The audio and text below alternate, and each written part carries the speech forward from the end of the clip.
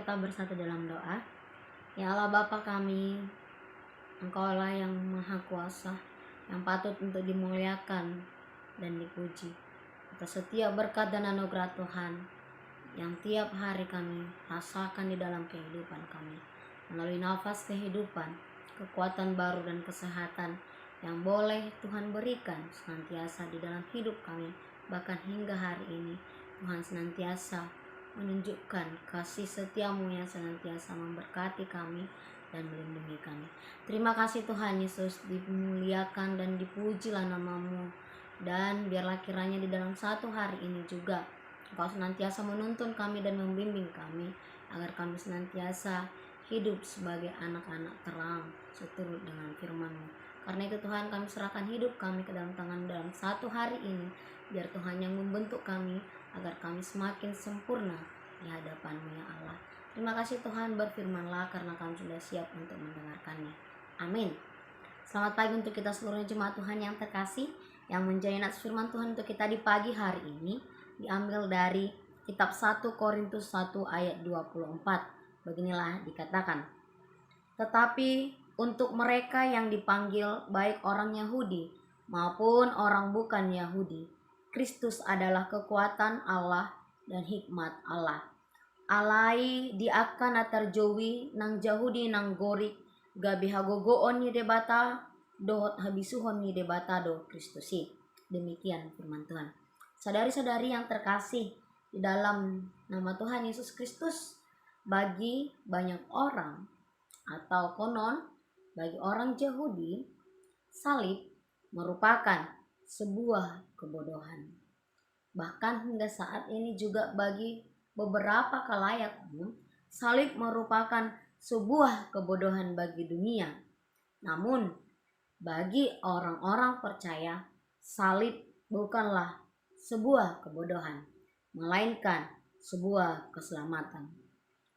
Sebab kita berada di dalam Kristus oleh karena Allah, dan inilah hikmat Allah bagi kita. Ia telah membenarkan kita, menguduskan, bahkan menebus kita. Kekuatan Allah berbicara tentang keselamatan manusia. Salib zaman dahulu dianggap sebagai sebuah kebodohan, terlebih bagi kumpulan atau kaum orang Yahudi. Mengapa demikian? Orang Yahudi menganggap salib adalah kebodohan karena konon salib, jika kita kaji atau kita lihat, bahwa itu hanya memang diberlakukan kepada orang-orang yang dikenal melakukan dosa yang sangat fatal. Itu mengapa salib dipandang sebagai bentuk kegagalan. Tetapi ketika di dalam salib itu ada Kristus, maka salib adalah menjadi sebuah kekuatan dan hikmat Allah itu sendiri. Jemaat Tuhan yang terkasih di dalam nama Tuhan Yesus Kristus, kepada kita Tuhan atau iman diberikan kepada orang-orang yang percaya kepadanya. Kita dipanggil dan diberikan Roh Kudus, dan di dalam pemberitaan tentang salib Kristus itu sendiri. Dan salib itu menjadi sebuah karunia yang terbuka bagi dunia, yang dahulunya orang Yahudi tidak menganggap salib itu sebagai media keselamatan, atau salib itu sebagai cara Allah, sebagai hikmat Allah untuk menyelamatkan kita. Maka melalui kematian Yesus di kayu salib itulah dinyatakan bahwa karunia Allah telah terbuka bagi dunia, bahkan bagi orang Yahudi tersebut. Mengapa Bapak Ibu saudara-saudari yang terkasih dalam nama Tuhan Yesus Kristus, acap kali banyak orang berpikir atau berasumsi bahwa mengapa Tuhan orang Kristen itu mati. Sering orang berpikir demikian. Apakah ia tidak memiliki kekuatan? Apakah ia tidak mampu untuk menyelamatkan dirinya? Apakah ia lemah sehingga ia harus mati. Namun kita melihat bagaimana Allah sebenarnya berhikmat melalui salib dengan kematian anaknya yang tunggal. Sehingga untuk itulah orang-orang atau bangsa-bangsa dipanggil, baik orang Yahudi maupun orang Yunani, untuk merasakan bahwa salib Kristus merupakan sebuah karunia Allah.